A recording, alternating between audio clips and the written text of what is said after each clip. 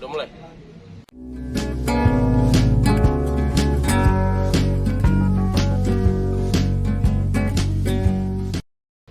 Balik lagi guys di YouTube channel Jeffrey Pardede and Friends. Sore hari ini yang begitu cerah. Kemudian tadi di suatu tempat ya. Anak Sultan Coffee Ubis tirta.ac.id. Sengaja nih emang Press Kudel nih. Tirta bisnis. Tapi bukan sponsor ini. Belum. Gua beli. Posisinya Press Kudel minta konten di sini biar asik katanya. Gua kontak mereka berdua kemarin habis selesai sidang ya. Di mana? Pengadilan Negeri Serang. Kasus mahasiswa yang ditahan oleh pihak kepolisian, dan kemudian gimana hasilnya? Hasilnya menang lah. Oh, menang. Jadi biar langsung ke mereka-mereka yang menjadi narasumber, narahubung. Yang satu ini sebelah kanan saya adalah Press Kudel, kawan berjuang saya pada saat itu sebagai wakil presiden mahasiswa Untirta ya Pres. Tahun 2017. Dia lupa dia sama jabatan dia sendiri. Nggak prestis ya? Nggak prestis ya. Dan sekarang akhirnya jadi tim advokat LBH Rakyat Banten. Baru ya? Baru jadi tim advokatnya udah lama? Udah setahun lebih. Dengar-dengar lagi S2 ya? Hah? Dengar-dengar lagi ISO. Bener, Diaminkan bener. harus ya. Amin. Diaminkan S2. Panjang lah sejarah panjang perjalanan perjuangan dengan Press Kudel, nanti kita bahas lebih lanjut. Dan kemudian ke Ketua APDA, adik saya yang memang notabene besar dan pintar dengan polanya sendiri. Dan saya kaget ternyata rambutnya sekarang ikut-ikutan klimis, ikut-ikutan mengkilat. Sampai sebelum tag, Bang, gue pakai pomade dulu biar mengkilat gitu. Masuk. Ini masuk. Di advokat salah satu di mana? Di Mufti Rahman dan rekan. Oh, disebutin aja nggak apa-apa. LBH aja kan ya? Oh, nggak apa-apa. Mufti Rahmannya mau disebutin nggak? LBH aja LBH. Di tim advokat LBH Rakyat Banten dan Mufti Rahmannya sebutin aja. Takutnya gaji naik. Mudah-mudahan. Sebulan 30 hari. Sebulan 3 bulan. Langsung aja guys, kita ngobrol-ngobrol bareng mereka berdua tentang kriminalisasi rakyat. Ini direktur LBH-nya. Direktur LBH-nya. Koordinator direktur LBH. Luar biasa. Bukan bapak satu itu. Bapak satu itu lagi pensiun dini apa ya? Pensiun dini. Gantung sepatu. Iya, gantung sepatu dini. Oh. Jangan sampai beres ini dihujat sama dia gua. Enggak. Benar, koordinator LBH Rakyat Banten. LBH Rakyat Banten. Bukan direktur, bukan koordinator KMC Kabul. Nyebutin nama. Jadi gimana? Pres sama Bro Abda, adik Abda, terkait kriminalisasi yang terjadi. Karena saya sempat baca bahwasannya ini kejadian tahun 2020, 6 Oktober 2020, tapi baru sampai di tahap persidangan selesai hari ini 21 Juni. Iya, 21 Juni, artinya memakan waktu perjuangan yang panjang dan malah baru 2 orang yang dibebaskan. Emang awal mula terjadinya penangkapan dan kasus ini seperti apa? Awal mulanya Jangan lupa like dan comment, subscribe. itu inilah ya sebenarnya aksi Omnibus Law. Sebenarnya kan aksi Omnibus Law bagaimana tanggal 6 Oktober itu kan. Cuman kebetulan aja di tanggal 6 Oktober itu Omnibus Law udah disahin. Jadi gerakan rakyat, gerakan mahasiswa dan lain-lain elemen itu di berbagai daerah juga ngelakuin aksi yang sama. Nah, kalau untuk di Banten, di Kota Serang lah ya, itu ada beberapa gabungan kampus, organisasi, masyarakat sipil dan lain sebagainya yang demo pada saat itu. Kebetulan gue sih ada di kejadian dari jam 6 sih sebenarnya. Gue ada di kejadian itu dari jam 6. Cuman gue nggak ikut di masa aksi ya, karena gue nyampe sana ya udah chaos aja gitu. Kenapa nih kata gue chaos segala macam. Dan kebetulan aliansinya juga, aliansi agent Banten itu sebelum mereka aksi segala macam udah menyerahkan kuasanya ketika memang ada terjadi sesuatu hal yang tidak diinginkan, itu ya LBH Rakyat Banten yang menangani. Kira terjadilah chaos. Dari setiap orang yang ditangkap, sebenarnya yang ditangkap itu 10 orang, cuman kita nanganin 9 orang. Yang satu kasusnya di split karena beda pasal dan tuntutannya, yang satu lagi bukan sama kita yang ditangani gitu. Ya, nah 8 ini bareng karena tuntutan dan pasal yang dikenainnya sama. Itu chaosnya kalau yang dari gua lihat chaosnya itu iya emang mahasiswa melakukan lemparan batu segala macam, tapi itu sih bentuk daripada pembelaan yang dilakukan aja sebenarnya kalau gua melihatnya gitu kan. Karena mau nggak mau mahasiswa disuruh buat dibubarin segala macam dengan kekerasan juga, ya sama aja gitu sebenarnya. Kalau polisi bilang mahasiswa anarkis segala macam, ya polisi juga anarkis sebenarnya, gerakan rakyat gitu sih. Akhirnya ditangkap lah, beda-beda sih versi ditangkap ini, tiap orang nih punya versinya sendiri-sendiri. Ada yang ditangkap lagi berdua, ada yang ditangkap lagi sendiri, ada yang lagi di Indomaret, ada yang di lapangan ditangkapnya, ada yang selesai aksi ditangkapnya, macam-macam lah kalau dari ditangkapnya. Itu sih lah. Kalau dari Bro Abda menyikapi bahwa kok bisa ditangkap, sedangkan Bro Abda ini kan pernah jadi aktivis dan kayaknya nggak perlu deh sampai harus ditangkap. Iya. Ini yang salah kalian sebagai mahasiswanya yang melakukan aksi atau polisinya salah tangkap atau seperti apa? Iya.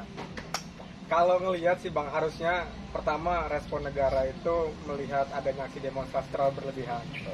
Respon negaranya terlalu berlebihan karena benar yang tadi disampaikan sama Bang Gundel. Kalau misalkan aksi-aksi Omnibus Law ini bukan cuma 6 Oktober, tapi udah banyak aksi-aksi lain, aksi-aksi sebelum 6 Oktober itu yang sudah digagas oleh teman-teman aliansi.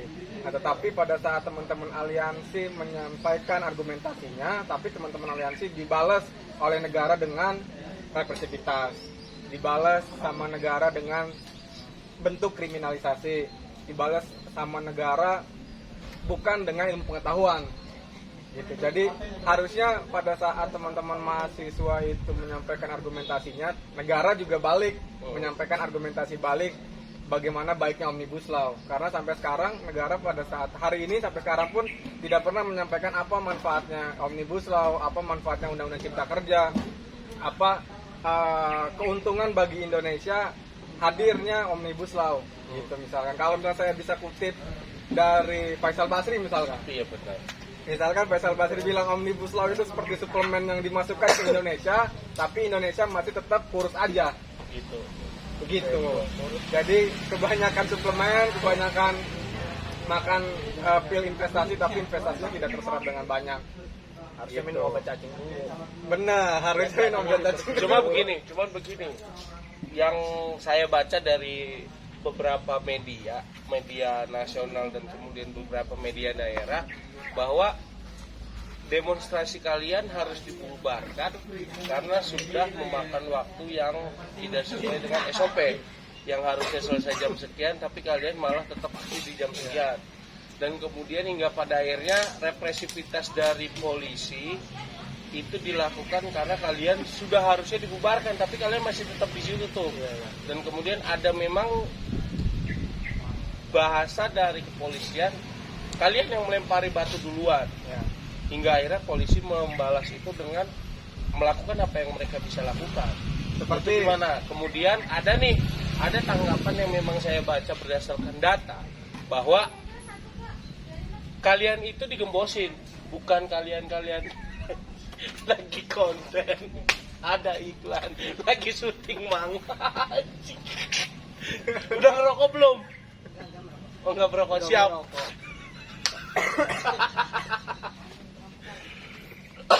Jadi memang balik lagi digembosin oleh pihak-pihak yang bukan hanya mahasiswa, ada pedagang dan segala macam, hingga akhirnya loh ini ada kepentingan lain yang masuk, bukan hanya kepentingan bahwa hari ini kalian berdasarkan hati nurani turun ke jalan untuk demo, untuk demonstrasi menuntut ketidakadilan disahkannya Omnibus Law. Itu gimana tanggapannya? Ya kalau dikatain digembosin karena ada kepentingan yang lain yang masuk, kepentingan pedagang, kepentingan ya orang Omnibus Law ini bukan cuma ngatur soal mahasiswa, ngatur soal pedagang, ngatur soal petani, ngatur soal buruh, ngatur soal pekerja yang lain. Jadi wajar aja kalau masyarakat juga banyak yang ikut aksi pada saat itu, walaupun dia bukan mahasiswa gitu, karena Omnibus Law ini juga mempengaruhi kehidupan dia pada akhirnya kan, banyak yang sadar dan ya itulah. Cuman kalau pihak kepolisian bilang ada yang ngegembosin dan lain-lain, setahu gua sih kawan-kawan udah rapi lah kalau soal take up segala macam itu juga diungkapin kok di persidangan gitu kan, gimana awal mula mereka persiapan aksi sampai aksi segala macam itu diungkapin di persidangan. Jadi kalau soal bilang ada yang ngegembosin dan lain-lain, ada kepentingan lain yang masuk, bukan cuma kepentingan itu. Kepentingannya sama, kepentingannya ya biar Omnibus Law digagalin, tapi latar belakang mereka yang beda-beda. Iya. Betul. Jadi di 6 Oktober itu Bang, 6 Oktober itu bukan hanya Banten yang ikut aksi. Betul. Bukan hanya Banten, tapi hampir seluruh tataran Indonesia lah. Indonesia itu menyuarakan kekecewaannya terhadap lembaga Banten yang mulai. legislatif. Bang, walaupun memang Banten yang inisiasi misalkan. Pertama Banten untuk aksi, terus di Jakarta juga sama, di Bandung juga sama. Jadi itu adalah salah satu bentuk sama gerak gitu dari teman-teman yang lain. Tetapi polisi juga ataupun pihak-pihak yang negara misalkan. Tapi saya sebut polisi nggak apa-apa. Oh, gitu. Dari tadi juga polisi. Jadi nggak apa-apa. Bro, digoreng aja bro. Jadi banyak gitu, maksudnya dari Polda Metro Jaya, Polda Banten, Polda Bandung, Jabar dan lain-lain itu seragam, kompak untuk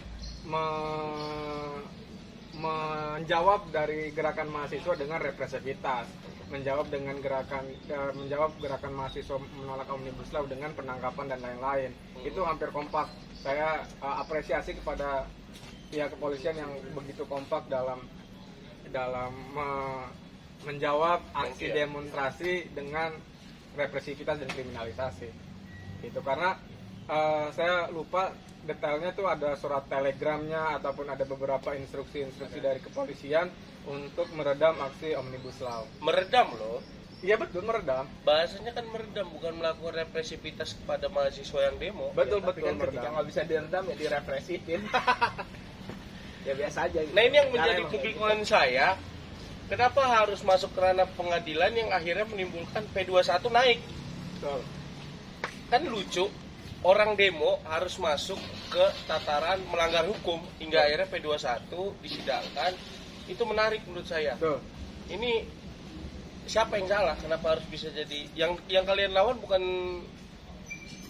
negara doang nantinya ini, banyak dilawan. Kepolisian dilawan, kemudian pengadilan dilawan. Nah, itu gimana kalian menyikapi? Negara. Jadi pertama itu teman-teman yang 8 mahasiswa setelah menjadi tersangka mereka wajib lapor selama 3 bulan.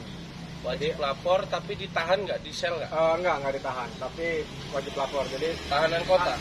tahanan kota. Oktober, November, Desember mulai pertama kali sidang. Jadi selama 2 bulan itu teman-teman yang 8 mahasiswa termasuk Mas Untirta juga itu menjadi tahanan kota, wajib lapor setiap Senin dan Kamis di kejaksaan dan di Polda Banten.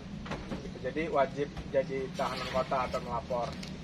Nah, habis itu setelah 2 bulan menjadi tahanan kota, teman-teman mahasiswa itu naik statusnya menjadi terdakwa.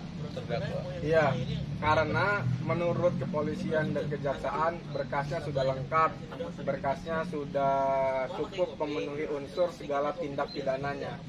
Tindak pidana yang didakwa waktu itu atau misalnya disangkain pada sama teman-teman itu pasal 216, 218 sama Undang-Undang Karantina Wilayah. Kurang lebih pasalnya sama dengan pasal yang dikenakan oleh Habib Rizik.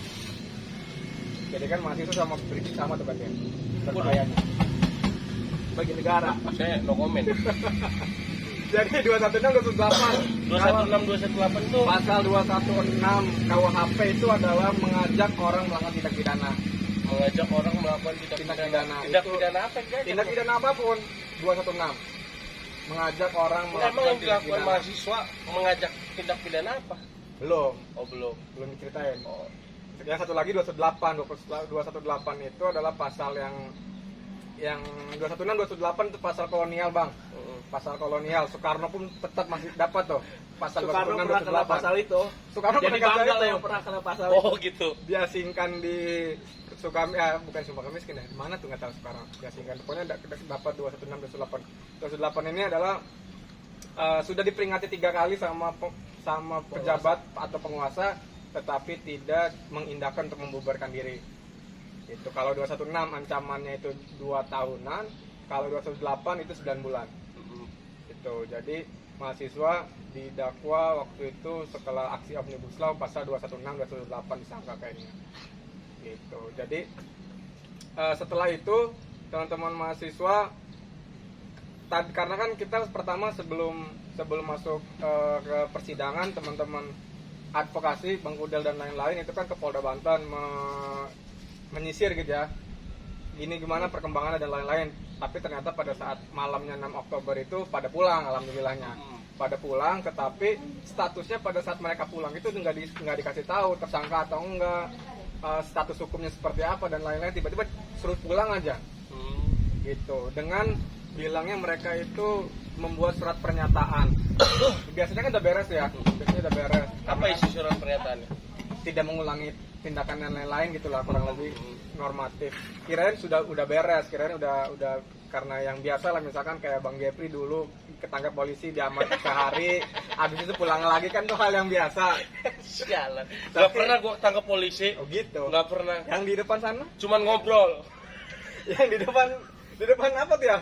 Di depan kamu Suntirta kayaknya pernah saya. Ngobrol. depan pom Ngobrol. Iya, depan Bang bensin. Ngajak ngobrol. Yang lain lari, dia nggak lari. Iya, saya ajak Susah ngobrol. lari, Sob. Pas saya capek, Pak, saya bilang, yuk kita ngobrol aja lah, jangan ditangkap. Iya katanya.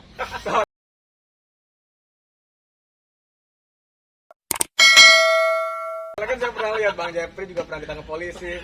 Tapi pada saat saya ke Indomaret ada atau nggak baru keluar. Wow, larinya ngebut banget sama boy balapan. Nggak ada. Cuman posisinya saya bilang sama Pak Polisi, daripada nangkap saya capek Pak, saya bilang, saya ngejar, Bapak ngejar saya. Yang mending kita ngobrol, gitu lebih tepatnya, bukan saya ditangkap sama Pak Polisi. Oh gitu, saya dengarnya ditangkap juga soalnya. Anjing. Sama siapa ya? Sendal saya waktu itu siapa yang gondrong juga ya? Aduh, lupa saya namanya. Orang game KI juga kalau nggak salah. Makanya lucu menurut saya, Nelson, Bukan satu lagi. Bukan. Samuel, Bukan. udah itulah. Udah pokoknya agak gemuk juga. Ivan. Benar. Sama Ivan. Ditangkap juga kan, tapi langsung dilepasin tuh gitu. Tapi kemarin karena ada instruksi khusus dari Polda Metro Jaya, dari Barreskrim, dari Polri, jadi teman-teman mahasiswa itu dinaikin statusnya jadi tersangka. Nah itu makanya yang menjadi kebingungan saya Pres hari ini. Karena saya juga kan pernah ngalamin yang namanya dikejar-kejar polisi. Hingga akhirnya diajak ngobrol kalau saya, bukan ditangkap. Karena saya bilang sama Pak Polisi daripada kejar-kejar saya capek, saya bilang, udah ngobrol aja sama saya gitu. Yang menjadi kebingungan saya hari ini adalah kenapa kita demo ditangkap, kawan-kawan demo ditangkap. Nah, itu pernah ditanya nggak sama pihak kepolisian Pres terkait itu? Ya pasti jawaban pihak kepolisian kalau kita nanya ke pihak kepolisian, ya karena kawan-kawan ini telah melanggar aturan hukum yang ada, batas aksi dilewatin, yang tadi ada sebutin pasalnya nggak diindahin, udah diperingati 3 kali segala macem. Pasti pihak kepolisian bakalan berargumentasi itu, makanya kawan-kawan ini ditangkap, diamankan gitu.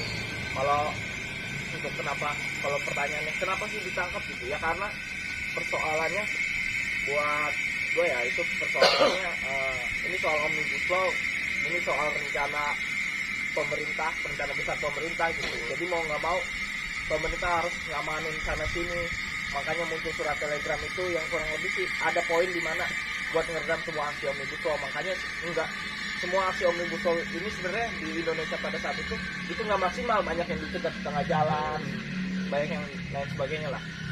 Itu dari situ sih sebenarnya kepentingan di atasnya aja. gitu. Yang disesalkan mungkin waktu itu terjadinya anarkis bukan bakar ban ya, ada petasan-petasan dan kemudian aksi lempar hingga akhirnya menimbulkan polisi kena luka dan segala macam. Ya. Itu kenapa terjadi demikian? Kalau misalkan itu sebenarnya sudah terungkap di fakta persidangan ya. Jadi kalau dalam fakta persidangan itu yang hampir kurang lebih 4-5 bulan teman-teman LBH itu bersidang, jadi proses gimana kronologi yang benar, karena kan tempat menguji kebenaran itu kan ada di pengadilan gitu, tempat menguji kebenaran, tempat menguji fakta-fakta yang tersedia ya di persidangan, bahwa di persidangan terungkap bahwa teman-teman melakukan aksi Omnibus Law itu pada saat sampai jam 6 sore. Jam 6 sore teman-teman mau closing statement, teman-teman mau memubarkan diri, tapi pihak kepolisian yang langsung menyerbu atau langsung melakukan tindakan membubarkan. Padahal teman-teman pada saat itu jam 6 sore sudah mau maghrib, sudah mau beres, sudah mau selesai, sudah mau closing statement dari tiap pimpinan organisasi. Itu fakta persidangannya sudah mau beres tuh demonya. Setelah sudah mau beres, tetapi respon negara lewat aparat kepolisiannya itu langsung disuruh bubar diri gitu. Jadi chaos gitu bang. Dia memaju ke depan untuk merespon statement Omnibus Law, closing statement, tapi negara lewat kepolisiannya langsung membubarkan. Tapi demo pada saat itu sampai jam 11 malam, bro. Enggak. Jam 11 malam itu adalah pecahnya. Statementnya bahwa sampai lebih dari jam 8 malam sampai jam 11. Itu dibantah di persidangan. Gua ke Polda aja itu jam 10, Le. Tapi berita itu yang muncul, itu iya. udah diangkut-angkutin. Iya benar, tapi berita yang muncul bahwa kawan-kawan melakukan aksi demo itu di luar jadwal yang memang sudah ditentukan sampai jam 11 malam. Betul, jam 11 malam. Hingga akhirnya yang muncul adalah menimbulkan ketertiban umum yang harusnya nih masyarakat tenang, mengganggu ketertiban umum, hingga akhirnya masyarakat yang harusnya tidur, nyenyak segala macem, akhirnya kalian ganggu tuh. Iya betul, itu kan narasi yang dibuat oleh pihak negara atau kepolisian. Itu yang saya baca, iya. Ya, tapi yang terungkap dalam fakta persidangan bahwa aksi tersebut sudah beres jam 6, setengah 8. Itu teman-teman sudah masuk ke kampus. Nah, setelah sudah masuk ke kampus, dari situ teman-teman pada saat ngelihat sekitarnya ada yang ditangkap apa enggak, ternyata ada yang ditangkap. Jadi teman-teman melobi lagi pihak kepolisian gitu, melobi lagi pihak kepolisian untuk segera membubarkan diri dan lain-lain gitu. Walaupun memang ada Petasan-petasan dari mana munculnya? petasan-petasan memang. Batu-batu. Kalau petasan itu adalah bentuk closing statement dari teman-teman mahasiswa, itu yang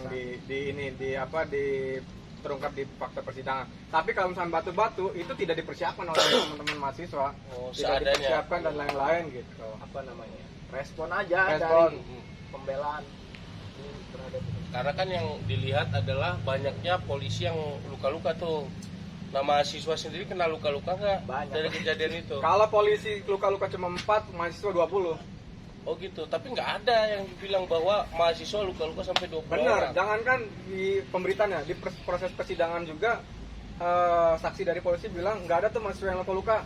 Itu langsung kita konfrontir. Karena saya baca media sebelum kita konten ini kan saya baca tadi malam saya baca. Ini mana mahasiswa yang luka-luka? Yang ada polisi luka-luka. Sampai ada Kops Brimob yang kena luka juga ada di situ tuh. Iya, betul. Masuk ke tataran nasional tuh. Tapi saya nggak melihat nih mahasiswa juga kena luka-luka. Emang benar nggak kena luka-luka? Yang hingga akhirnya membuat kemarahan kepolisian. Kenapa polisi yang luka? kenal ya, ada yang sampai gagal otak ringan kok. Oh ada itu. Ada Sempro. dari teman-teman Sempro, teman-teman yang lain-lain ada banyak yang di otak, Tapi nggak muncul tuh di media, nggak masuk ya. Pemberitaan itu nggak ada. harusnya masuk. Iya tapi hilang begitu aja. Hilang karena negara nggak mau bertanggung jawab atas apapun kan. Udah masalahnya kita nggak punya tuh algoritmanya. Oh, nggak ada. Di Budiman. Maksudnya Hah? algoritma. Iya, Silicon Valley. Silicon Valley. Jadi begitu maksudnya. Banyak fakta-fakta yang memang tidak terungkap di media tapi terungkap di persidangan. Orang di persidangan kita tunjukin videonya kok ke hakim. Jangan lupa like dan comment, subscribe. subscribe. Waktu Ohan itu dituduh melakukan perlawanan pada saat dia amankan kepolisian. Di video itu jelas-jelas Ohan yang dipukulin polisi sampai hakimnya, ya Allah. Kok ya Allah? Iya gitu Dia doang. ngeliatnya ngenes lah, Le. Oh gitu. Kan didakwanya dia nih ngelakuin perlawanan pada saat akan ditangkap. Ternyata di Video video, kan dia banyak sama sekali wartawan nggak segala perlawanan. macam. Nggak perlawan, malah dia yang disikatin Hmm. dari belakang, jedur. Sama oknum kepolisian, oknum lah ya, kita sebut oknum lah. Oknum dong, bukan Oknum, kepolisiannya. Oknum. Karena nggak semua Boleh polisi aja, yang nggak apa-apa. begitu. Iya, boleh aja. Bilang Polisi negara yang itu bagus ya? Kugel. Iya kan, kalau kata Pak Ridwan SHMH, dosen Iya, saya tuh kan, iya. bos yang baik cuma 3, patung polisi tidur sama Kugel. Terus tadi bilangnya kan oknum, berarti nggak semua polisi baik, maksudnya yang baik Nggak cuma- semua polisi jahat, nggak semua polisi contohnya melakukan yang begitu. Contohnya, Google nggak ada lagi. Jadi banyak sih fakta-fakta yang nggak terungkap di media tapi terungkap di persidangan. Kayak tadi banyak korban-korban dari mahasiswa juga terungkap di persidangan. Terus sampai sekarang pelempar batu yang mengenai pihak polisian itu nggak terungkap, itu kalau dari mahasiswa. Gitu. 8 orang nggak terbukti, 216 kan juga sama melakukan tindak pidana kekerasan, itu tidak terbukti juga dari 8 orang yang melakukan pelemparan. Begitupun siapapun gitu, tidak ada terbukti yang di proses persidangan bahwa mahasiswa melempar dengan batu di proses persidangannya. itu tanggapan dari orang tua para tersangka ini gimana? Ya betul. Mendengar kabar bahwa anaknya disangkakan. Benar. Itu gimana? Bangga pasti orang tuanya. Goblok. pertama ini ya, banyak tuh pada saat kita setelah 1 hari setelah jadi tersangka terus mau ada persidangan, kita ke tempat orang-orang tua. Itu banyak tuh beragam responnya Bang. Ada responnya yang ya pertama sedih, waktu itu kita datang, saya sama Bang Kuda datang, ada banyak, pokoknya orang tua itu ngelihatnya, waduh anak saya jadi tersangka nih gini gitu kan. Hilang aja masa depannya. Hilang lah maksudnya, nggak bisa bikin SKCK dan SKCK. lain gitu ya. Bisa bikin SKCK dan lain.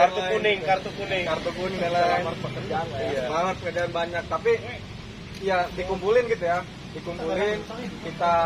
Kita moralnya dikuatin gitu, moralnya. Saya bilang, Bu, walaupun anak ibu jadi tersangka, walaupun anak ibu disangkakan oleh kepolisian, tapi disangka bukan karena mencuri, bukan karena memperkosa, bukan karena korupsi, bukan karena apapun, bukan karena tindak pidana yang merugikan orang, tapi karena demonstrasi.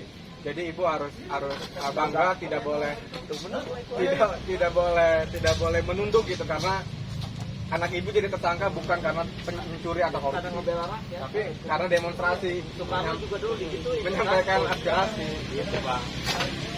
Jadi sampai begitu. Jadi untuk menguatkan. Dari 8-nya mereka bangga. Dari berapanya mereka bangga. Takutnya kan ada yang nggak bangga ternyata akhirnya. Ya, enggak lah. Udah nggak usah demo-demo lagi gitu. Ya enggak lah, pasti itu ada lah. Oh, ada ya? Kalau ada biasa lah, kita juga. Ya dulu pasti orang tua kita juga ngapain sih ikut demo, ya itu biasa gitu lah ya, dinamika gitu lah. Begitu dikuatinnya, mereka jadi tersangka ataupun di persidangan bukan karena korupsi ataupun mencuri. Tapi kata Presiden yang terjadi adalah kemenangan kecil, bahwa yang bebas itu 2, yang 6 masih ini. Iya. Berarti nanti akan ada proses pengadilan lagi, ada persidangan lagi. Enggak lah ya, jadi kan dari 8 orang yang disidangin kan di bareng tuh. Tuntutannya sama, segala macamnya sama ya. Nah, di putusan hakim itu kemarin yang 2 orang dibebasin, yang 6 orang tetap dikenain Tahanan kota. Enggak, sanksi pidana, yaitu denda 200.000. Berarti Ya yang 6 orang berarti nggak lolos, artinya di pengadilan nggak lolos dari tuntutan jaksa dong. Gitu, makanya gue bilang ya itu kayaknya kemenangan kecil aja, karena kita belum bisa ngebebasin secara utuh 8 orang tersebut gitu. tapi yang 6 kalau sudah membayar denda udah selesai perkara. Berarti udah nggak ada nih perkara Nggak ada. kriminalisasi. Ya. Jadi yang menariknya itu adalah pada saat proses persidangan, kan ada saksi dari polisi ya, saksi dari polisi. Saksi Itu dari polisi juga. saksi dari polisi juga. Jadi yang 2 orang yang bebas ini, polisinya yang dihadirkan oleh jaksa sampai 18 orang, nggak pernah ada yang menangkap mereka berdua. Oh begitu. Ada, tapi beda-beda orang yang ngaku. Ya saya nangkap. Nanti saksi minggu depannya, ya saya yang nangkap. Oh jadi banyak banget yang nangkap. Tapi faktanya nggak nangkap. Saya kadang aneh juga. Nah makanya kalian 2 orang ini namanya Nur Arif. Nur Arif ini cerita juga.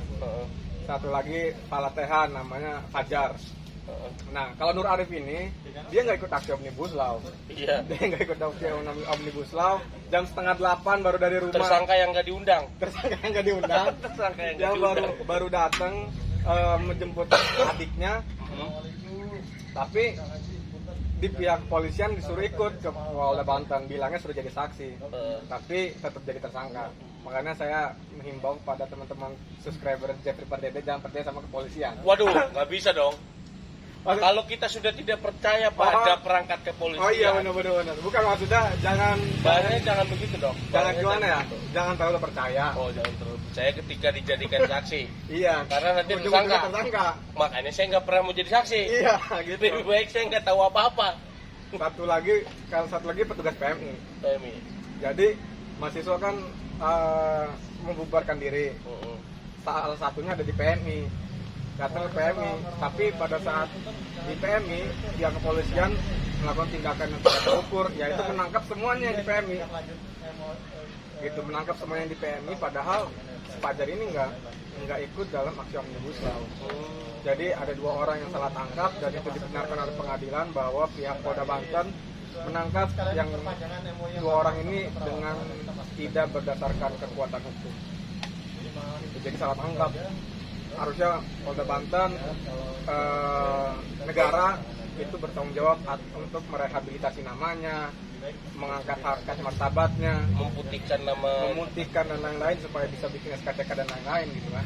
udah Biar terjadi. bisa daftar PNS. Oh, takutnya si bewok nanti susah itu. Itu yang bahaya. Hanya gitu. Jadi kami berhasil untuk membuktikan bahwa memang tindakan-tindakan salah tangkap itu masih terjadi banyak di institusi kepolisian. Karena itu pun kami LBH Rakyat Banten membuktikan itu bahwa tindakan-tindakan yang tidak terukur, tindakan yang tidak hati-hati oleh pihak TSM lah ya. Terus sistematis dan masif. Pilkada itu. Jadi harus bisa kita bongkar gitu tindakan-tindakan itu supaya lebih profesional lagi kan. Jadi menangkap orang itu dengan berdasarkan bukti yang cukup, alat bukti yang cukup baru bisa nangkap orang. Tapi kalau memang tidak cukup bukti, tidak ada alat bukti yang untuk meyakinkan pihak kepolisian untuk menangkap, ya jadi tangkap gitu. Karena Ya kalaupun ditangkap pasti diperiksa di 1 kali 24 jam, itu kesempatan polisi sebenarnya kan untuk membuktikan dia bersalah atau enggak, dia bisa dinaikin ke 21 atau enggak. makanya kamu teman-teman LBH RB itu bilang melawan kriminalisasi gerakan rakyat.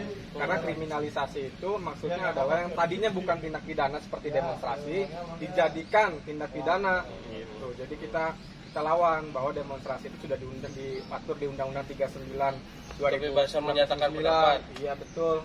Jadi hal-hal seperti dengan dalih pandemi dan lain-lain dijadikan tindak pidana.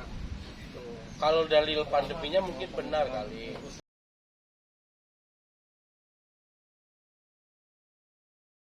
Tidak menimbulkan kerumunan. Iya betul, cuma kan pada saat dalil pandemi kalau memang sudah ada berkerumun, terus teman-teman juga tidak melewati batas waktu, teman-teman juga mau membubarkan diri, sudah selesai aksinya ya nggak masalah gitu. Tapi dalil berkerumunnya itu adalah pada saat diperingati 3 kali, kalau memang teman-teman mahasiswa tidak mengindahkan baru. Tapi ini kan sudah diperingati mau membubarkan diri tapi sudah ditangkap. Baru ada pidananya gitu Bang. Mungkin bingung ya kalau ditangkap alasannya berkerumun. nggak menurut gua. Karena banyak hal yang berkerumun gitu loh. Iya. Nggak cuma aksi aja, dan hakim juga ngomong ya mana mungkin aksi nggak berkerumun gitu kan. Karena aksi pasti berkerumun. Nggak mungkin kan, aksi nggak berkerumun itu nggak mungkin. Sama kayak reses DPR gitu kan, Iya, betul. nggak mungkin nggak berkerumun Oh kan. iya benar. Nggak mungkin nggak berkerumun. Tapi sudah memakai protokol kesehatan mungkin. Iya, aksi juga pakai protokol Gitu. kesehatan lah ya, pakai masker dan lain-lain, sama aja. Ya kalau lo lihat aja, tadi gua baru lihat video siapa gitu ya, resesnya Si Anula. ketua DPRD Iya si Kabupaten. Anu. Disebutin. Ketua DPRD Kabupaten kan, gue liat resesnya gitu di WA temen gue. Statusnya si temen gue itu bilang, Masya Allah menyentuh amat katanya, calon pemimpin gini-gini bla bla bla. Gue liat videonya, ada yang pakai masker, tapi baik juga yang nggak pakai masker, itu nggak ditangkap gitu kan. Kalau alasannya berkerumun, Beda kegiatan berarti. beda kegiatan ya. Kalau Kalau kerumunnya kegiatan yang begitu, ngelawan negara, Itu pidana. Pidana. Kalau nggak Kalau ngelawan nggak negara ngelawan tapi negara. menghabiskan duit negara. bakti sosial. Anjing. Namanya organisasi. ya iya kan. Kayak Jokowi datang ke mana ke daerah, Sambil berkerumun dimakan, juga. sambil makan. Berkerumun juga tapi nggak kena juga kan, nggak ditangkap juga. Mm-mm. Pilkada kemarin banyak juga yang berkerumun tapi gitu. nggak ditangkap juga kan. Oh, Mungkin saya ada nggak ngikutin pilkada kemarin. Iya, nggak apa-apa. Soalnya nggak dapet. Beda wilayah. Iya gitu. Jadi banyak ketimpangan. Harusnya hukumnya tegak tapi enggak gitu. Itu yang harus kita teman-teman yang punya setia terhadap ilmu pengetahuan hukum harus mengawal hal tersebut. Jadi banyak yang tadi banyak orang-orang yang berkerumun tapi tidak ditangkap, tapi kalau mahasiswa Omnibus Law berkerumun dipaksa untuk ditangkap. Jadi terlalu Lo berlebihan. kemarin itu kawan-kawan yang demo korupsi Banten nggak ada yang ditangkap ya? Ya itu bagus, itu lebih bagus. Kan kemarin barusan demo perasaan belum lama terkait Banten darurat korupsi nggak ada yang ditangkap, itu satupun nggak ada yang dikriminalisasi. Bagus. Itu kenapa? Bagus lah. Berarti polisi udah belajar dari masa lalu. Oh gitu. Iya. Bukan karena nggak penting nih kalau ditangkap. Kayaknya dianggap nggak mengancam deh. Lo yang dilawan ininya lo. Gubernur langsung yang di Ya dulu ini. kita juga aksi-aksi buat tuh nggak ada yang ditangkap. Oh nggak ada. Berarti ini doang nih kenapa ditangkap ya? Negara soalnya bahaya. Negara ya. Nah, kalau sejauh ini LBH Rakyat Banten kan kawan-kawan di LBH Rakyat Banten. Apalagi nih yang dilakukan kawan-kawan di LBH Rakyat Banten. Pasca kejadian ini, pasca kasus ini, yang lagi digarap atau yang dilakukan kawan-kawan apa? Di LBH Rakyat Banten. Ya. Bisa dijawab? Banyak. Jadi sebelum mahasiswa yang Omnibus Law ini, teman-teman LBH juga udah banyak mengadvokasi kasus, mengadvokasi masyarakat dan lain-lain. Jadi aksi demonstrasi ataupun sidang yang mahasiswa 8 juga itu adalah salah satu program dari LBH Rakyat Banten untuk tegaknya HAM dan demokrasi. Selain itu, teman-teman LBH Rakyat Banten juga menangani beberapa kasus. Misalkan teman-teman LBH Rakyat Banten itu menjadi kuasa dari nenek yang dianggap menganiaya polisi. Nenek nganiaya polisi. Iya kan? Nenek-nenek yang udah nggak ada tenaga nganiaya polisi yang berlatih terus ya. Secara logika juga kan kurang ya. Oh. Tapi tetap diputus oleh pengadilan bersalah. Oh, itu kasus di mana? Di kasus di Cilegon. Jadi, Baru-baru ini. Ya, baru-baru ini. Tapi udah putus kalau kami dari LBH mau ngajukan bandingnya. Emang putusannya apa? Putusannya dianggap nenek-nenek tersebut terbukti menganiaya polisi. Udah lo tahu nggak cerita awal kenapa bisa kayak gitu? Gimana? Jadi anaknya nih katanya punya utang ke orang. Nah orang yang lagi utang ini ngajak polisi lah. Terus? Lagi ya ribut lah di rumahnya, cekcok segala macem. Ya nenek-nenek itu lewat pledoi tulisan tangannya. Pledoi tulisan tangan. Dia nggak melakukan apa-apa, dia cuma nganterin polisinya doang. Dan hasil visum polisi itu kan waktu itu hasil visum itu lukanya di leher. Oh berarti yang nonjok dianya kali, dia nonjok dia sendiri kali. Padahal neneknya nyentuh pipi, visumnya di leher. Di leher. Iya. Neneknya nyentuh pipi, visumnya di leher. Banyak gitu. Padahal di kronologis sama di pengakuan korban bilang kalau dia sebelumnya juga dicek gitu sama warga karena dituduh maling apa-apa gitu kan. Dicek sama warga. Nah, kan harusnya juga hakim cermat ya dalam hal itu ya. Lukanya itu ada di leher, berarti yang membuat luka itu bukan si nenek itu, Warga yang melakukan kayak gitu kan. Jadi banyak hal-hal yang begitu bang. Itu satu tuh. Yang kedua, waktu itu teman-teman LBH juga membantu teman-teman Serikat Buruh Migas, SSB Migas di Merak. Waktu itu pada saat jadi anggota Serikat Buruh SSB Migas itu sedang menegosiasi upah karena berantem, mungkin karena emosi jadi berantem. Nah, teman-teman LBH yang mengadvokasi atau yang menengahi agar orang yang melapor ke pihak polisian itu dicabut laporannya. Terus kadang teman-teman LBH juga waktu 2 bulan lalu itu mengisi edukasi hak normatif buruh, hak normatif ketenagakerjaan di SSB Migas tersebut. Jadi waktu itu dari saya, Bang Huda dan teman-teman yang lain itu mengisi terkait menerangkan gitu secara normatif, secara aturan hukum, teman-teman hukum tenaga kerja, teman-teman buruh itu punya hak apa aja gitu. Jadi lumayan sih ada beberapa kegiatan-kegiatan LBH yang membuat ya kami terus belajar, membuat Jangan lupa like dan comment, subscribe. kami terus ngelihat bahwa implementasi dari hukum atau penegakan hukum itu lucu dan menyenangkan. lucu dan menyenangkan. Lebih ke arah nggak masuk logika. Berarti kayak badut hukum itu ya. Hukum yang dipolitisasi, Praktiknya maksudnya hukum yang dipolitisasi atau politisasi yang dihukum. masuk.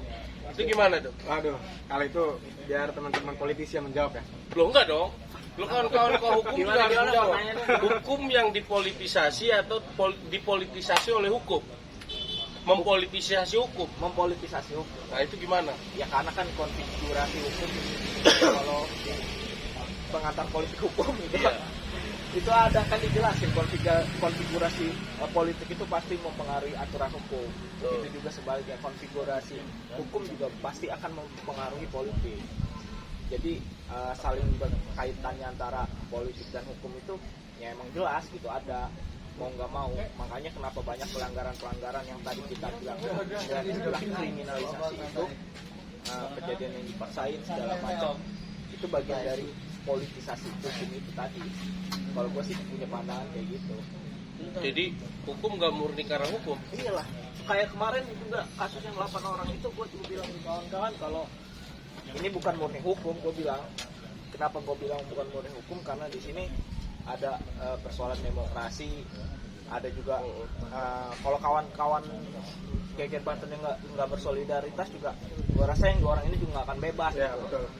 Itu makanya kenapa pentingnya gerakan rakyat, kenapa pentingnya gerakan mahasiswa segala macam ya karena buat ngelurusin ini hukum yang dibengkokin gitu kan. Kalau kayak status lo kan komedi itu membengkokkan yang lurus gitu Betul, kan. betul. Ya kan nah ini Betul. juga gitu leh gitu kan. Kalau ini apa? Kalau politisasi hukum itu berarti membengkokkan yang lurus juga. Komedi juga leh berarti. Komedi leh kan gitu. Berarti banyak badut ya?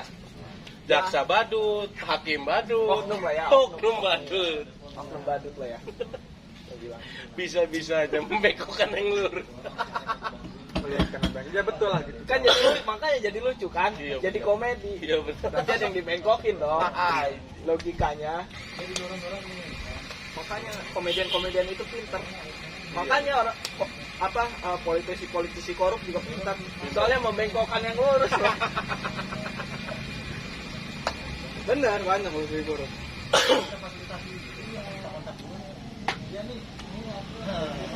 Terus menyikapi hukum yang dipolitisasi itu gimana kalau dari Bro Abda? Kalau hukum yang dipolitisasi itu sebenarnya sulit juga ya sampainya. Gimana? Karena kalau misalkan politisasi hukum itu karena hukum memang dibuat berdasarkan keinginan, dibuat berdasarkan situasi kondisi. Sebenarnya sebelum politisasi ataupun politis hukum itu sebenarnya yang mempengaruhi kedua variabel itu adalah ekonomi sebenarnya Bang. Kalau menurut Abda. Jadi hukum akan terbentuk sedemikian cepat, sedemikian rupa itu karena mengikuti perkembangan ekonomi. Kalau ekonomi Indonesia inginnya liberalisasi, berarti hukumnya harus dibuat nih, memudahkan investasi dan lain-lain. Terus pun sama, misalkan dalam penegakan hukum atau politisasi hukum, misalkan memang mengganggu kestabilan ekonomi, hukum akan meredam itu. Jadi ada satu kesatuan yang khusus antara ekonomi, hukum, dan politik. Tapi mana muaranya? Muaranya adalah di ekonominya. Karena banyak yang misalkan keadaan ekonominya memang mengharuskan Indonesia bergerak cepat untuk digitalisasi. Maka dibuatlah undang-undang perlindungan data pribadi. Iya benar. Walaupun jebol, mangkrak. Jebol Langsung. Datanya jebol. Gitu, jadi muaranya ada di ekonominya nih. Ternyata proses ekonomi mempengaruhi hukum, mempengaruhi politik. Jadi ekonominya bergerak ke arah mana, hukum juga akan mengikuti sebagai instrumen untuk melindungi ekonominya. Basis struktur ya. Basis struktur. Luar biasa. TSM lagi nggak nih? Enggak lah itu mah. Oh enggak. Enggak, jadi gitu Bang. Kalau misalnya Abda singkatnya, politik hukum itu bermuaranya ke ekonomi. Variabel ekonomi yang menentukan hukumnya, instrumennya, dan lain-lainnya. Makanya begitu cepat, kalau misalkan tentang ekonomi itu akan cepat. Misalkan negara pada saat ini bilang untuk masuk investasi Pemda harus diamputasi kewenangannya, dibuatlah deregulasi dan lain-lain gitu. Jadi untuk politisasi hukum ya muaranya di ekonomi. Pun dengan Omnibus Law itu kan salah satu bentuk ataupun ternyata-nyatanya ekonomi itu bisa mempengaruhi kebijakan atau hukum. Tadi saya lihat di Snaker ada demo kayaknya. Polisi banyak sih. Itu demo apa mereka itu ya? Mana saya tahu Pak. Emang saya tukang pencari demo. Kalau tenaga kerja nggak jauh-jauh lah Bang, pasti tentang perselisihan hak dan lain-lain. Oh gitu ya.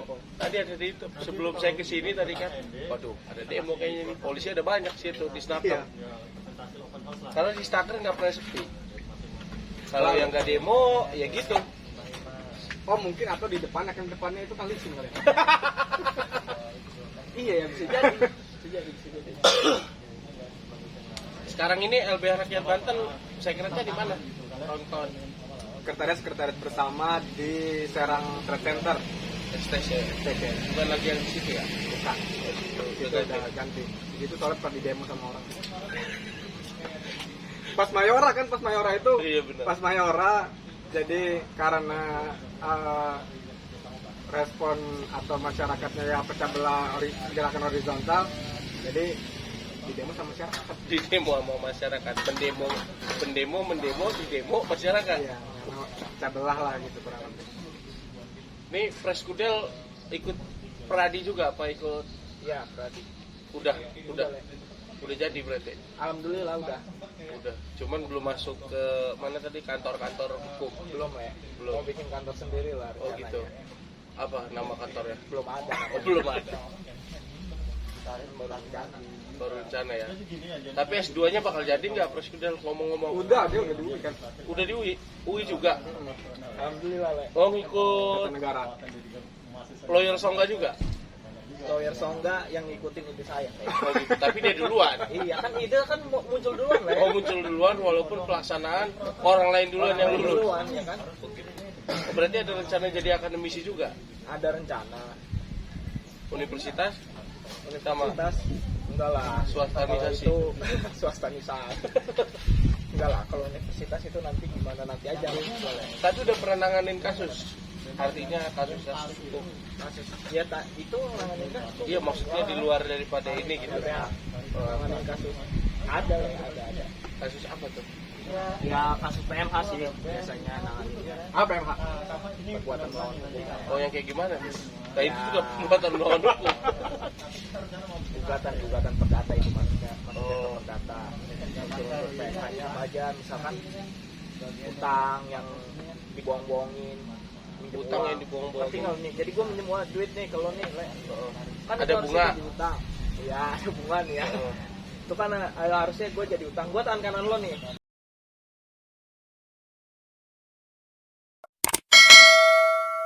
Lo tukang minjem duit lah. Gue bilang ke lo, Bu, si ini minjem uang, si ini minjem uang. Oke, keluarin sampai bayar. Oh, ini nggak bayar pas bagian lo korupsi orangnya ternyata nggak uang. Akhirnya gimana? Belum selesai naik kasusnya. Oh belum. Selesai. Baru mau diusut. Atau ada kasus perusahaan dan lain-lain. Ya perbuatan melawan hukum juga. Misalkan di dalam satu perusahaan itu pemilik pemegang sahamnya berselisih paham. Ada yang direkturnya nggak terbuka sama komisarisnya. Di rapat RUPS ya, sebenarnya komisaris ini nggak sepakat sama si rapat, tapi yang si rapat ini dibikin ke akte notaris, ke notaris dibikin gitu kan, ditetapin segala macam, itu juga perbuatan melawan hukum. Kalau kasus yang pidana kayaknya di luar LBH Belum ya. Kalau ngomongin Bro Abda mah kan pasti udah banyak. Jam terbang dia. Jam terbangnya saya udah kan belajar banyak sama Bro Abda. Masuk. Karena yang tadinya di sini pindah lagi bang ke sini, udah pindah ini pindah lagi ke sini. Waduh kata saya, ini antara bisa bertahan apa dipecat apa nggak dipertahanin. Itu lebih ke arah mana? Gajinya kecil di sini. Digaji malam dulu lah bang. Oh gitu. Sebulan 30 hari. Enggak lah bang, kalau saya sih masih proses banyak mendalami gitu. Karena proses advokasi itu kan saya memang senang tuh dari mahasiswa, proses advokasi, proses ketemu orang, ketemu permasalahan gitu. Jadi ke bawah sampai sekarang. Jadi kalau misalkan Soekarno bilang temukanlah Tuhan di gubuk miskin, saya ikutin. Proses advokasi adalah proses saya menemukan Tuhan.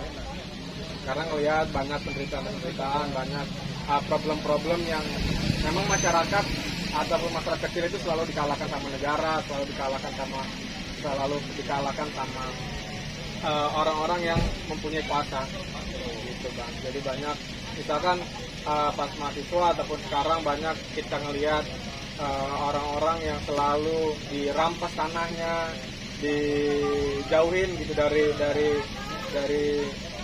rumahnya dan lain-lain. Itu adalah bentuk ketepanggilan sih kalau makanya advokat itu.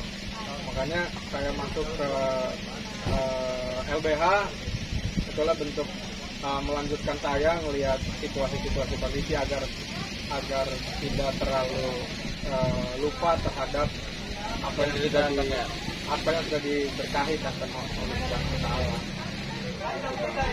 Jadi senanglah kalau misalkan untuk proses advokasi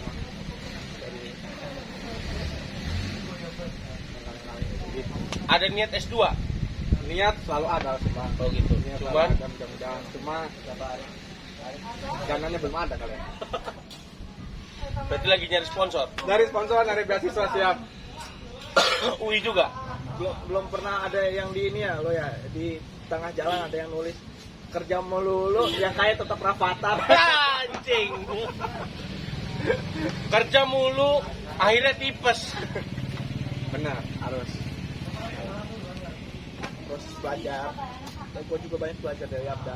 Luar biasa. Apalagi saya belajar dari Bang Jeffrey sebagai senior saya, Belajar bikin pledoi, belajar bikin banding, belajar segala macam lah. Tapi pernah tuh Bapak berkasus dan mengalami suatu proses persidangan, kalah naik banding, menang naik banding, itu pernah ngalamin? kalau LBH belum. LBH belum? Belum. Belum LBH berhasil belum. Kalau di luar LBH? Kalau di luar LBH pernah sih. Kalau misalkan pertama di tingkat pengadilan pertama itu kalah, banding juga kalah, kita kasasinya menang. Kasasi itu berarti membatalkan putusan banding sama putusan pengadilan tingkat pertama. Itu waktu itu yang dilawan siapa? Kalau itu mah antar perusahaan sih, bang. Korporasi lawan korporasi. Korporasi lawan pekerja pernah. Kalau korporasi lawan korporasi itu gimana? Gak usah sebutin perusahaan. Iya, korporasi lawan korporasi pasti terkait perjanjian, terkait adanya pembagian saham, pembagian keuntungan dan lain-lain gitu paling. Kalau korporasi lawan korporasi. Kalau korporasi lawan pekerja biasa perselisihan hak, lembur, PHK. terus lembur PHK, kalau nggak pemberangusan serikat paling. Pemberangusan serikat itu yang gimana? Pemberangusan serikat itu maksudnya di suatu perusahaan tadinya ada serikat, terus ada peraturan perusahaan untuk nggak boleh lagi berserikat, nggak boleh lagi adanya serikat. Melanggar hak demokrasi ya? Jelas, Nggak boleh berserikat kan? jelas, jelas. Ada itu yang dihapus serikatnya? Banyak yang dihapus. Di Banten pun banyak, di Serang Barat, Serang Timur juga ada. Bahkan perusahaan-perusahaan besar tidak ada serikatnya. Harusnya ada. Nggak dibuat. Sengaja nggak dibuat karena nanti pekerja punya posisi tawar yang lebih tinggi, lebih sederajat sama perusahaan. Karena setiap tahun kan pasti ada negosiasi upah gitu tahun itu. Kalau WMR. ya kalau misalkan nggak ada serikatnya, pekerjanya nggak bisa bersuara, ikut aja. Tapi kalau ada serikatnya wajib negosiasi upah, bikin peraturan atau PKB, pekerjaan kerja bersama dan lain-lain, baru ada serikat. Dia harus berserikat bang, pekerja. Berserikat, berkumpul, mengeluarkan pendapat. Undang-undang dasar. Undang-undang dasar. Belum semua karena undang-undang dasar kan Benar. hadirnya. Itu sebenarnya yang benar. Di luar itu nggak tahu tuh. Karena itu nggak terpolitisasi. Apa terpolitisasi itu juga? Apa tuh? Ya itu bagian dari politisasi juga, politik juga lah. Politik juga ya. Semua produk hukum bagi gue itu bentukan dari politik, konfigurasi dari hal politik yang didasarin tadi soal ekonomi. Berarti salah nih orang-orang politik. Hah? Nggak berdasarkan teori-teori hukum membuatnya. Enggak gitu, enggak salah berdasarkan teori-teori hukum. Mereka pakai teori-teori hukum juga, tapi hasil produk dari produk hukum itu yang dihasilkan dari dia itu juga bentuk dari politisasi atau politis lah. Ya undang-undang dasar kan lahir, misalkan undang-undang dasar lahir hasil musyawarah juga lah, hasil berdebat panjang juga. Cuman kan hari ini caranya yang nggak begitu, maksudnya cara pembentuk undang-undang, DPR, presiden dan lain-lain. Caranya ya kalau udah punya satu undang-undang, dia cenderung nguasa, dia punya rencana buat bikin undang-undang nih. Dia kan cenderung nguasain DPR ya nih. Dan sekarang kekuatannya nggak imbang lah ya sama yang disebut oposisi dan lain-lain. Jadi dia mau nggak mau pasti bakal lolos terus dong undang-undang. Oh iya dong. Entah undang-undang itu buat kepentingan siapa. Berarti cerdas yang di sana. Pasti. Hingga Kan akhirnya tadi nggak kan ada gue oposisi. bilang kalau orang-orang yang jago ngebengkokin itu cerdas. Kan dari awal statement gue udah gitu ya. Oh gitu ya. Gue nggak bilang mereka ini. Oh, gitu. Gue bilang mereka cerdas kok, sampai Bisa menggengkokin kan. bisa ngebengkokin. Yang harusnya ada oposisi ternyata nggak ada oposisi di dalam. Walaupun kelihatannya oposisi. Walaupun kelihatannya oposisi. Ya biasalah itu dalam hal politik. Berarti nggak ada perdebatan pikiran ya? Hah? Nggak ada perdebatan Nah pikiran. itu Kucing aja dalam karung. yang disesalin nggak ada Bukan saya perdebatan. ngomong. Lah emang kucing dalam karung. Iya siap. Kucingnya dalam karung. Tapi nyoblos Pak Jokowi ya. Oh saya iya. Nggak apa-apa lah, itu hak politik kan. Kita sebagai Iya warga dong. negara iya. Hak memilih. Hak memilih. Hak memilih, hak untuk menyatakan pendapat. Iya. Dan dipilih juga. Iya benar. Boleh aja. Boleh. Ini sedikit nyinggung terkait pilkada serentak. Kita agak sedikit melenceng ke judul. Kalau saya berarti ya lanjut aja. Sedikit. Saya sebagai pidana kan. Gimana nanti menyikapi pilpres pilkada yang serentak ini dari kawan-kawan praktisi hukum? Nyikapin apa lah ya? Iya menyikapi. Kenapa harus bareng-bareng? Kenapa harus serentak? Itu dia benar tuh. Kan kalau kenapa harus serentak kan dasar hukumnya dibentuk, alasan dari dibentuknya kenapa harus ada pilkada serentak itu soal pembiayaan yang tinggi segala macam, lalu kemudian kenapa diserentakin biar lebih teratur, terstruktur gitu kan setiap daerahnya. Gak ada Jangan lupa like dan comment, subscribe. kekosongan jabatan segala macam. Tapi kalau secara hukum, karena kan mereka-mereka yang menjabat gubernur misalkan, gubernur Banten kan harusnya selesai 2022. Itu kan udah melewati masa waktu.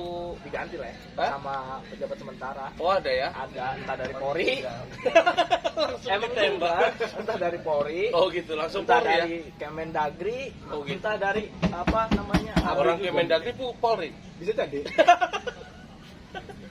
entah dari sekretaris daerah. Oh gitu. Sektanya yang ganti. Tapi itu benar secara hukum ya? PJS itu nanti. Iyalah. Dia bertanggung jawab PJS itu. Karena Bill Walcott juga berarti kan PJS kan? Digantiin PJS juga. Sama Polres kan. Anjing. Tapi ya itu kalau soal pilkada serentak, sebenarnya alasan-alasan yang kayak gitu dan kan sebenarnya sempat mau dirubah ya undang-undang pilkada itu, Kenapa tapi tuh? banyak yang nggak sepakat aja. Undang-undang mau diubah yang presiden yang Threshold. resort. Apanya yang mau soal diubah? threshold apa soal serentakan ya gue lupa. Keserentakan Soal mungkin. serentakan kali ya. Ada beberapa kasus yang nggak Kalau sepakat. threshold itu mau ditambah malah. Iya, kalau jadi makin threshold susah. ditambah, makin susah. Dui partai berarti. Hah? Dui partai. Iya, Amerika aja langsung sebut, nggak usah bertele-tele, langsung aja arahnya proses Amerika Serikat gitu. Presidensial threshold. Itu kan bahasa ambigu, sebenarnya Iya. mengikuti Amerika. Ketinggian aja 20% ya. Malah mau dinambahin. 25. Jadi biar PDI Perjuangan sama Golkar aja yang bertarung. Gitu. Waduh bahaya ini. Bahaya. Kenapa Golkar? Golkar kan nggak di posisi 2 lah, Gerindra. Gerindra nomor 2. Oh iya, berarti PDI Perjuangan sama Gerindra. Iya. Golkar sama Sama partai umat kan. anjing. Loh, tapi bagus kalau Ini saya, benar, bro. Bang, kalau saya melihat Amin Rais itu sebagai politisi sejati. Dia selalu membuat perahu, nggak mau pakai perahu yang lain. Begitu. Perahunya Kan belum dia, sah. perahunya diambil sama orang, dia buat perahu lagi. Oh iya, saya baru dengar katanya Preskudel juga jadi keanggotaan kader partai. Partai Prima kalau nggak salah, kalau bisa disebutin. Iya, Le. Oh gitu. Betul. Saya lagi coba sama kawan-kawan ngebangun alternatif partai lah. Ya alasannya sih karena itu tadi, karena hukum dipengaruhi sama politik ya. Oh, gitu. Mau usaha segaimanapun Ya, arena itu tadi pertarungan berarti benar dong. Arena Hukum terpolitisasi. Ya kan saya nggak bilang salah lah. Oh iya benar. Gue kan nggak bilang salah. Ya itu tadi pertarungannya ada di arena di Senayan lah ya, pertarungan buat ngelurusin yang bengkok itu. Oh begitu. Iya. Jadi apa Kalau bagi di saya. Partai Prima? Ya jadi anggota lah. Le. Katanya jadi sesuatu kata Bro Songga ya. Oh dia punya kekuatan untuk bicara lah katanya. Kaget saya. Kekuatan untuk jubir? bicara. Bukan gua jubir Le. Ada lah itu jubir. Kenapa memilih akhirnya berpartai di Partai Prima? Kan bisa, contohnya Udel ini bisa masuk Golkar. Bisa emang. Bisa. Kok bisa Le? Emang Le? Punya kedekatan. Punya kedekatan. Kenapa nggak masuk Golkar? Enggak lah Le. Antrinya panjang. Oh panjang. Makanya gue lebih memilih nggak ke Golkar. Tapi enggak, maksudnya gue punya semangat yang beda aja gitu ya. Mungkin ada RT Golkar, ada RT PDIP, itu bagus lah. PDI Perjuangan. PDI Perjuangan, sorry, PDI Perjuangan. Maaf, Bu Mega. Ibu Mega. Partai Prima ini partainya siapa? Partai rakyat biasa, seperti tagline-nya. Kalau lo tanya partai siapa, ya rakyat biasa. Di biasa. Siapa? Siapa? Apa? Dalam dibalik Di nasional. otaknya siapa? Di otak. Yang otaknya karena kita punya keresahan yang sama, Le. Kita punya keresahan yang sama soal keadaan bangsa hari ini, soal kekuatan oligarki yang menguasai hampir 99% ekonomi politik Indonesia, cuma sisa 1% bagi kita rakyat yang biasa buat ngontrol kekuatan itu yang akhirnya mempengaruhi kebijakan-kebijakan yang dikeluarin sama penguasa, sama rejim. Itu yang banyak yang nggak berpihak sama rakyat. Nah itu Tapi kan untuk masuk di Partai Prima ya harus menang di nasional. betul. Sekelas partai yang ya yang sebut aja partai anu lah. Gagal. Perindo ya. Oh, udah disebutin Perindo. PSI. Nah, disebutin lagi anjing. Apalagi ya? Ya itu banyak yang gagal. Si Garuda, Hanura Garda gagal. Pemuda Desa. P3 malah Lolos dong. P3 sembarangan PBB. nggak lolos. Ada Coba ketua dia DPW nya di sini. Iya. PBB. PBB nggak lolos. Ya itu kita ini juga kesulitan itu udah apa namanya, jadi tantangan tersendiri buat lolos. Jangankan buat lolos parliamentary threshold, buat lolos Kemenkumham aja berat sebenarnya gitu kan. Cuman alhamdulillah Partai Prima udah punya SK Kemenkumham, tinggal syarat-syarat administrasi KPU, syarat administrasi, terus habis itu Siapa pendirinya? Siapa ketua partai? ketua Saya tadi umumnya ikut Agus nyebut. Jabo Priyono, Siapa itu? aktivis 98 lah. Oh gitu. Iya, adalah aktivis. Ya bukan 98 juga sih, dia dari Ya pokoknya itulah, aktivis lah. aktivis lah. Pokoknya aktivis. Nah kalau Preskudel di Banten sebagai Sebagai anggota lah. anggota, tapi punya suara, punya hak untuk berbicara dan bersuara. Ya, kamu punya suara juga nggak di PDIP nih? Apa manut-manut aja sama Ibu Mega? Kalau saya sih anggota biasa di Prima juga bisa nunjuk-nunjuk kalau berdebat sama ketua umum gitu kan. Jangan, kalau di PDIP mah kan ada hierarki, Ada terah, ada terang. Oh iya. terah anak kandung, terah langsung anak ideologi. Maksudnya Ganjar bukan kan? Hah? Maksudnya Ganjar gitu kan? Oh, saya no comment. Saya no comment. Saya pada dipecat dari kader. Ya masuk Prima aja kalau dipecat ya. Anjing. Terus apa mau masuk partai umat? Tinggal milih aja. Iya, Partai Umat tuh bagus. Kalau partai umat mah saya pasti masuk. Partai umat tuh. Oh, nggak mau saya masuk itu. Lebih baik di P3. Iya, betul. Masuk Pak Subadri. Masuk Pak Subadri. Jangan lupa subscribe. Tapi nggak masalah ya. Sekelas Preskudel loh, harusnya kan lebih memilih partai yang lebih kepada Mapan, elitis ya, mapan ya. Enggak lah, Kenapa memilih kayaknya partai-partai yang ada kayak ya yang udah ada lah ya, itu kayaknya dilihat dari apa namanya perjalanan sejarahnya kurang masuk lah ya. Oh gitu. Oh pelan suaranya. Kurang masuk ke gua gitu. Oh gitu. Dari perjalanan sejarah, jejak-jejak politik dan segala macamnya gitu kan. Toh pada akhirnya siapa yang berkuasa ya itu yang bakalan ngontrol semuanya kan pada akhirnya kan. Karena begini Pres, kalau kita yang jadi politisi jangan sampai jadi tukang loncat di politik. Jangan sampai Preskudel nanti ketika masuk partai Prima pindah lagi ke partai itu karena satu dan lain hal akhirnya pindah lagi. Maksud saya kenapa harus memilih partai Prima? Apakah ini partai yang akan menjadi motor awalan pijakan awal doang? Apa memang bakal terus di sini? Nah, ini kesempatan kampanye. Iya, boleh nggak apa-apa sekalian. Jadi gini lah, tadi kan sebenarnya udah gue jawab kenapa pada akhirnya gue milih partai Prima ini dibandingin partai-partai yang udah ada. Yang pertama karena gue rasa ideologi partai, ide gagasan partai ini ya cocok sama gue gitu, cocok sama gue. Sekarang Yang mau nggak tahu nanti. gue itu bisa dibicarain lah ya. Oh gitu. Ini dijamin demokratis. Udah ada cap halalnya. Oh gitu, siap. Terus Gitu kan. Nah, itu bedanya. Nah yang kedua, kenapa gua nggak milih partai-partai yang lain? Ya ini murni urusan ide dan gagasan sih sebenarnya. Sama soal prinsip ya. Sama soal prinsip itu kenapa gua nggak milih partai yang ada gitu. Kalau sebenarnya kan dari lo bilang bisa aja kan gua masuk PDIP, masuk mana? Sebenarnya bisa. Golkar. Masuk Golkar, masuk Nasdem. Nah, Sebenarnya gua bisa aja gitu. Tapi gua nggak memilih itu karena gue rasa gue lebih banyak belajar di partai ini juga ketimbang di sana gitu, di partai yang lain gitu. Itu sih.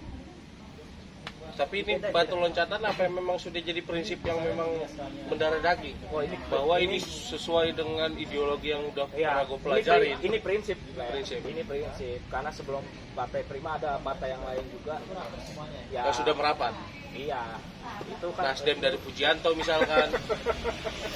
Iya, enggak. Bukan maksudnya dari partai yang lain masuk ke Prima, enggak. Maksudnya gua ada di partai Prima ini karena ide dan gagasannya, programnya itu sejalan sama apa yang ada di pikiran gue dan apa yang tadi udah gue pelajarin selama ini gitu loh. Walaupun gue nggak tahu, mungkin di PDIP juga soal di ADRT ini tuh bagus banget gitu, tulisan dan lain-lainnya. Iya, saya pernah dengar cerita dari Ketua Songga gitu kan. Oh gitu. Kan dia skripsinya soal itu pendanaan partai politik kan. Udah itu ya bagus-bagus. Gue tanya siapa yang paling bagus lah ADRT menurut lo? PDIP sih kata dia gitu. Oh, Marhen. Anjing. Terus Iya kan, PDIP. Tapi dilihat dari prakteknya, ya soal praktek kan itu urusan nanti yang berkuasa kan. Makanya gue lihat dari prakteknya ternyata nggak mahen juga gitu. Nggak gubuk-gubuk juga buat nyari Tuhan. Oh gitu. Kemana mereka emang? Nah ngerti tuh dia mereka kemana, di kolong bangku apa di mana kali kan bertransaksi Ke Bukit Algoritma. ke Bukit Algoritma. Budiman Sujatmiko. Bisa jadi ke Bukit Algoritma gitu kan. Entah kedepannya gue bakal tetap di partai ini atau enggak, gue juga nggak bisa bilang bakal tetap ada di sini terus. Nanti bikin satu konten bareng Partai Prima lah, bareng lo ya. Cocok tuh, benar. Nanti di luar konten ini kita bikin lagi nih. Ya boleh. Ya, menjelaskan Partai Prima itu seperti apa. Kalau Bro Abda ingin berpolitik nggak? Enggak, akhirnya hukum terpolitisasi. Banyak ya sebenarnya tawaran-tawaran ya. Sih. Sombong. Sombong. Naik. Jadi Enggak. Kayaknya belum dulu untuk politik. Kalau panjang belum ada apa? Ya, enggak dulu. Banyak nih. Partai Botan ya malah. siapa ya? Abda. Ada emang? Maksudnya Apa? Partai Botan apa? Enggak ada. Enggak ada. Iya, saya mah langsung aja to the point. Masuk aja PD Perjuangan. Waduh. Walaupun ada RT-nya bagus tapi prakteknya enggak bagus. Anjing. Itu dipertegas lagi. Ya. Kalau gua kan belum teruji, belum berkuasa, Le. Kan Abda nggak mungkin. Prima ada RT-nya. Oh, nanti aja kita bahas bro. Di konten lain. Jangan di sini, takutnya saya dipecat. Ini kemana-mana. Takut saya dipecat. Bukan kemana-mana, karena saya pengen tahu aja ketika kawan-kawan yang berkegiatan di hukum ini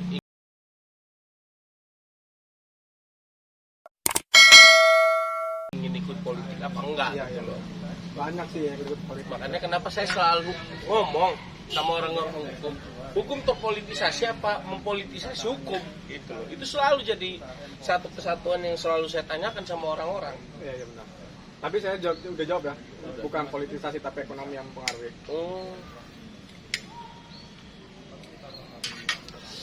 Jadi memang menarik ya guys.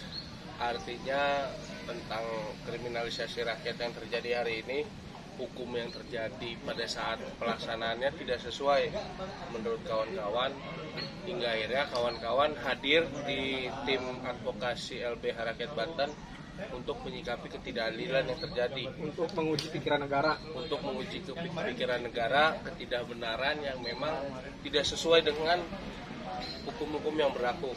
Akhirnya mereka hadir dan semoga saja mereka tetap di jalur off the record berjuang atas nama rakyat, karena saya nggak tahu nih mereka akan terus seidealis ini apa tidak ketika ngomongnya berbicara rakyat. Mudah-mudahan saya berdoa orang-orang hebat ini akan terus ada untuk berjuang atas nama rakyat, berjuang atas nama gubuk-gubuk si miskin, Betul. berjuang untuk mencari Tuhan yang memang mereka cari tahu tuh tentang ketuhanan si miskin seperti apa. Benar. Itu aja guys, menarik konten kali ini cerita politik sama tim advokasi LBH Rakyat Banten. Nanti kita konten lagi sama Partai Prima, Preskudel khusus karena Abda nggak mau berpolitik nih. Ada Berarti- jubirnya, nanti lo kontennya sama jubirnya. Sama jubir. Kalau gua kan anggota biasa. Oh gitu. Enggak sama lo nya. Yang belum daftar online KTA. Oh gitu. Tapi nanti lo nggak ada? Ya. Oh, ada dong. Ya ada lah, ada gua ada. Ada loh. Karena Preskudel ini juga sempat belajar di Sapma ya. Pelajar. Sapma, saya pikir Sapma nanti diundang lah. Bisa disampaikan ke kawan-kawan Sapma. Saya ingin ngobrol sama Sapma, bicara Pancasila mungkin. Ya kan? Kalau NDP nggak mau. Kan udah bubar. Udah nggak ada. Bukan saya ngomong. Udah nggak ada. Dibekukan. Nggak ada. Orangnya nggak ada. Ya siap. Yang ada senior-seniornya. Tapi masih ada. Kalau seniornya bergerak pasti ada. Anjing kamu. Saya mau closing. Anjing. Itu aja guys. Jangan lupa subscribe YouTube channel Jeffrey Pardede and Friends. Circle akan semakin menarik, pembahasannya akan semakin menggigit. Banyak daging-daging yang akan bermunculan dengan tema-tema konten yang lebih wow, yang lebih edukatif, informatif, dan mengedukasi kawan-kawan. Like, comment, share. Semoga kita bisa menyajikan yang lebih baik daripada ini. Sampai ketemu di konten selanjutnya. See you next time. Jangan lupa bahagia. Tetap patuhi protokol kesehatan.